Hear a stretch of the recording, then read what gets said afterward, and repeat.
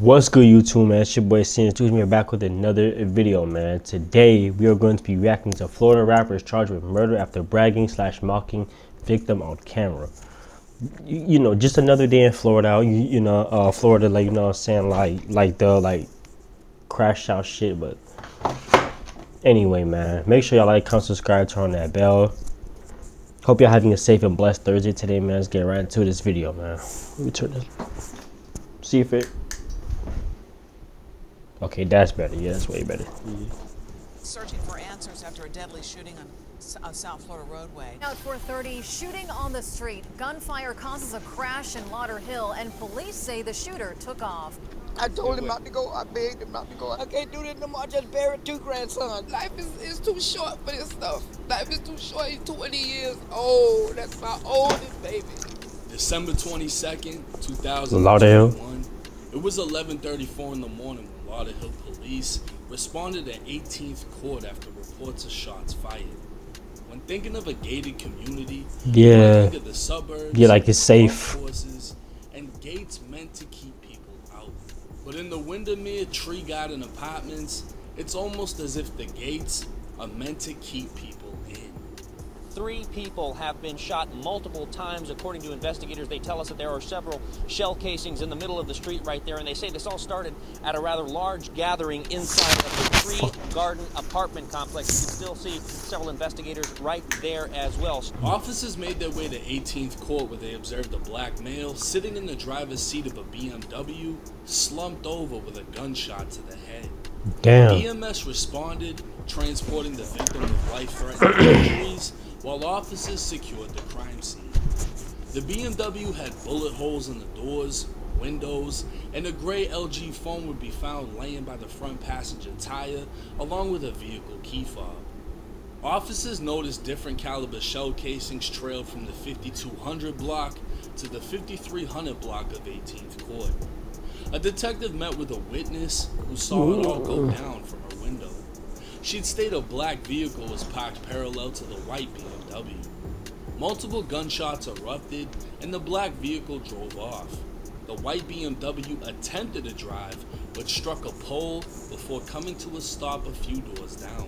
Officers met with the Lauderhill Housing Authority and were able to recover surveillance footage that captured a black Dodge Charger fleeing the scene. The apartment complex is a one-way in, one-way out that's under 24-hour surveillance. Video would capture the suspect's vehicle plates and tag, and the next day, a license plate reader would notify officers the Dodge Charger was on Northwest 14th Street. Lauderhill officers were dispatched to the area, locating the vehicle, and as officers attempted to make contact, the vehicle drove off. Coming to a stop on 16th Court, the driver ran from the scene before being located by a Broward Sheriff's Office helicopter.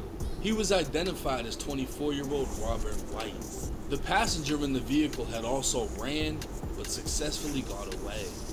A detective responded to the scene when Robert White asked him if he was a homicide detective before the detective even introduced himself. That's wild. The black Charger was sealed with evidence tape and towed to the police department while Robert was arrested for reckless driving, resisting, and marijuana. Robert White would sit down for an interview and agree to speak with the detective. He'd say it wasn't him who was driving when officers gave chase, it was his friend Travis. Robert would then make multiple contradictory statements about when Travis picked him up. Robert would also ask the detective if he was being questioned about the shooting that happened in North Lauderdale. The detective would then tell Robert he was being investigated because he was driving a vehicle involved in a homicide at Lauderhill. He'd deny knowing anything about it and say he only found out about the shooting through the news and social media. The interview would end before 4 a.m. on December 23rd, and 6 hours later, 20-year-old Nashawn Brown, the man found inside of the white BMW. Love the thrill of power sports? Train to make a career out of it at MMI. Get hands-on practice in our labs and learn how was pronounced dead. Detectives would meet with Kiera August, a then 23-year-old woman with a decent criminal history, who advised she's the registered owner of the black Charger. She'd state she rents the car out through Instagram and Turo, while her business partner Dre handles the transactions.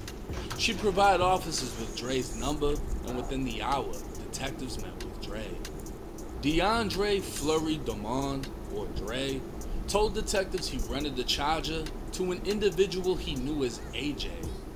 AJ contacted him through Instagram, but Dre would tell detectives he can't remember AJ's Instagram name because he gets so many messages. But he was able to remember. AJ returned the Charger at 1 p.m. on December 22nd, an hour and a half after the murder. Dre would then tell the detective AJ was currently renting a white Kia Soul and was scheduled to return it in a few hours. Officers were able to locate the Kia 1 hour before it was supposed to be returned, finding 19-year-old Aaron Polk, aka AJ, in the driver's seat, and 18-year-old Isaiah Sumter. Isaiah would be more commonly known as Broward rapper Color Money Red. At this point, neither one of them did anything, and detectives advised them to take all of their belongings out of the vehicle before leaving.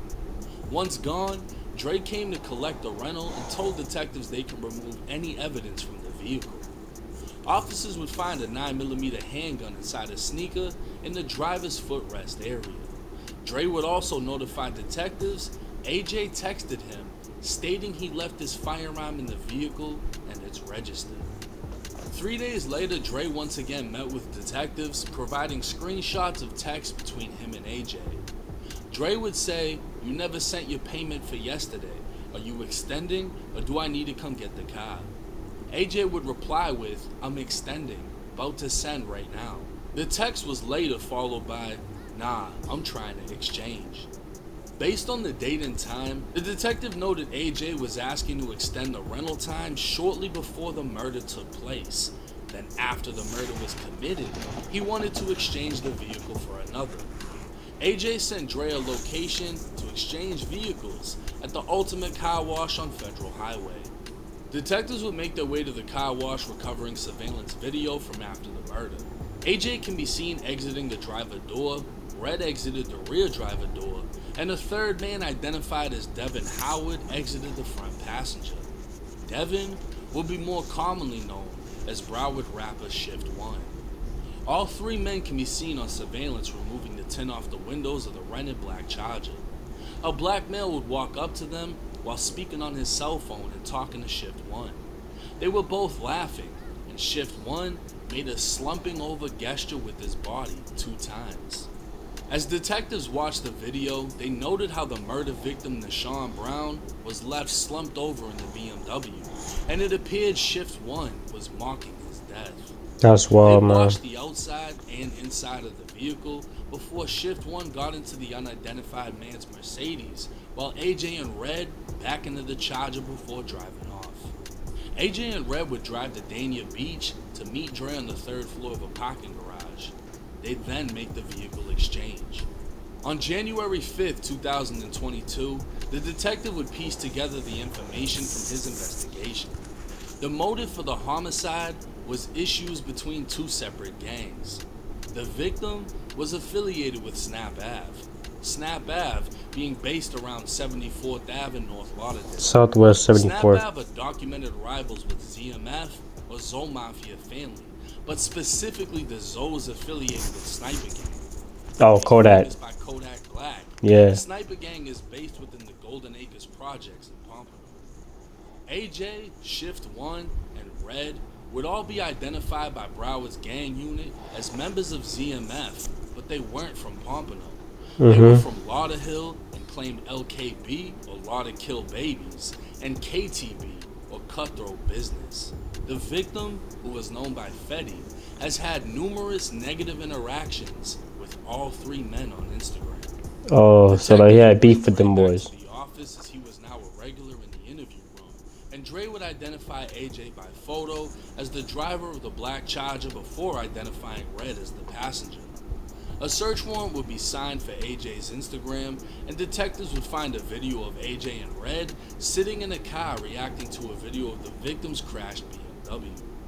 Another video posted by AJ would show AJ walking on 18th Court where the murder happened, saying, "This where I became famous." famous. He'd continue on by showing the crime scene, saying that's the street I was on. That shit right there, dangerous. AJ would react to a picture of Fetty sitting on a vehicle saying, don't come over here taking pictures like this shit here, because that's when shit be happening. You don't even know me, and you're trying to post up on me like it's cool for Instagram. That's why you're where you're at. This shit ain't safe. Switching from the picture of Fetty to the video of his crashed BMW, AJ says, I made his ass famous, put him on the news. Fuck the cops. These crackers mad because I can do shit right here freely and don't get in trouble. AJ would replay the video of the crashed car laughing, saying you fuck is mad. You mad because that dead and he can't come back on this street and take a picture no more. AJ would switch back to the picture of the victim saying, you want to come over here and play with me. You don't even know who I am. Shit don't be funny no more when I got the gun. A cell phone warrant would reveal AJ's phone was in the... Just brag to the whole fucking web that your ass did it, bro. That's what today's fucking society is, bro. Everybody bragging and shit on themselves and then claim everybody snitching on their ass. ...area of the murder when it happened, and inside the Dodge Charger after. His phone's GPS coordinates would be tracked from the murder scene all the way to the car wash, and finally to where the car was returned to Dre. A cell phone search would be conducted on the victim's phone. Leading up to his death, he was texting an email woodsmacker@gmail.com. The email would say he was at 18th Court, and the victim would reply saying he's beefing with them boys from Lauderhill. A short time later, the victim would write, "Cuh, I don't see you," implying he was on 18th Court. Detectives would find out the email belonged to a man named Woodley Astride. Detectives met with Woodley at his probation office where they conducted an interview. Woodley said he knew the victim because they were cellmates, and he confirmed he was speaking with the victim before he was killed because the victim was going to give him a ride to probation. Woodley would sit inside the vehicle with the victim for roughly 10 minutes when the victim said he had something to do.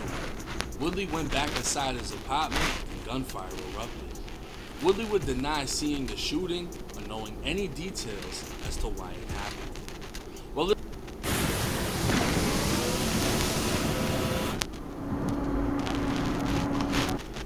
it appears all this information was known to detectives within months of the murder in 2021. The case would go quiet until April 24th of 2024. Devin Howard, aka Shift 1, was already in jail on unrelated charges when charged with capital murder. Isaiah Sumter, aka Red, was also already in jail, and on April 29th, he was charged with capital murder. A lot remains unknown, like why only Shift and Red are charged when it seems like AJ did all the talking. The car was rented by AJ, the gun left in the car was said to have belonged to AJ, and AJ sent all of the text messages to the rental guy. The most incriminating thing Shift did was laughing and allegedly slumping over the car wash marking the victim's death. That alone can easily be dismantled by a lawyer. Shift's cell phone records would show he was at the scene of the murder and every other location after it happened, but so was AJ's, and he wasn't charged. Red would be identified by the rental guy as being in the passenger seat. That doesn't mean anything because the rental guy identified AJ as being the driver. It was AJ who was on live looking at the video of the victim saying, "We did that," with Red in the car. Because this is a first-degree murder or a capital crime, both Shift and Red may face the death penalty under Florida law. Damn, boy. Living up to the name Lauderhill, shit real. The two rappers seem to practice what they preach as they diss the dead and claim murders in multiple songs. Right. Only standing at 5'4", Red is rumored to be the deadliest of the group, with his own songs and Reddit rats allegedly connecting him to a few bodies in Broward County. Both Red and Shift 1 can even be seen in Tommy G's documentary, Inside the Dangerous Hood of Lauderhill with Lil Cricks. Lil Cricks is one of the rising stars coming out of Broward County, directly under Kodak Black, and at one point in the video, Tommy G can be seen throwing Z's up next to Lauderhill's shortest but biggest stepper, allegedly. Only time will tell how this case will play out, why AJ remains uncharged, and if Shift and Red killed their shot at freedom. It's a stupid ass fucking case, bro. Like, I'm not hating on these niggas for like rapping and shit, but come on, bro. Like, yo ass, bro. You niggas could do better than this, bro. We're like real shit. Man, I always yell on none of them boys. Like, free all them boys from that shit. But like, bro, like you know that, bro. That shit, like, you know, a come with this shit, like, for real. Like, it's either you gonna see the graveyard or the fucking the fucking system, bro. Real shit. Bro, like, I hope, excuse me, like, I hope the niggas watching this video, like, y'all could learn some shit from this, cause like, bro, ain't shit cool about this, you know what I'm saying? Like they, like, not only did they fucking kill the nigga, they also bragged about it on live, like, thinking they wasn't gonna get caught, self-snitching, all that shit, man. Make sure y'all like, comment, subscribe, turn that bell, man. Hope you're having a safe and blessed Thursday today, man. And I'm out, man. Peace.